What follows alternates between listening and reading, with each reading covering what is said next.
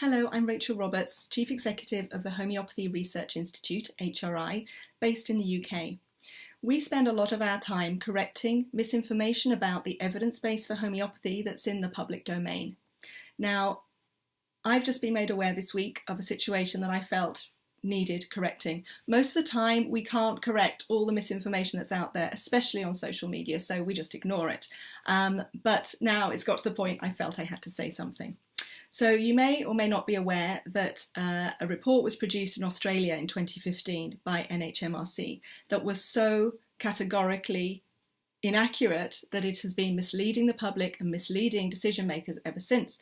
And now in 2018, it's actually affecting access to homeopathy for patients. So it's a very serious situation.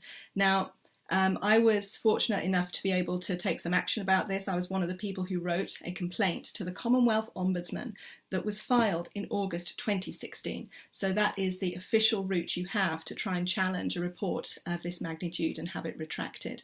So what's come to my attention is that for months, the same people who have been telling the world there's no evidence that homeopathy works have been also saying, they've been implying there's no investigation by the Ombudsman. There's no evidence there's an investigation. They say this so-called investigation that HRI talk about as if it doesn't exist. So again, we ignored that. But now I find out that a high-level politician in a European country believed this and has actually started saying that there is no investigation. So to be clear, I would like to confirm that there is indeed an ongoing, active Ombudsman investigation into NHMRC's report on homeopathy.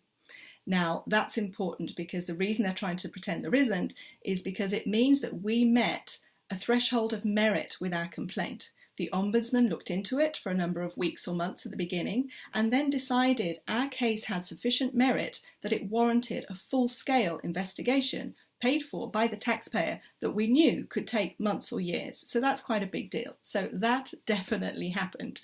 The investigation is ongoing. In fact, the last input via our lawyer was only last week.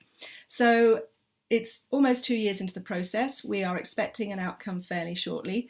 And for anybody who didn't believe that, well, those are the facts. So I look forward to reporting on the outcome of the Ombudsman challenge in the next few weeks. Thank you.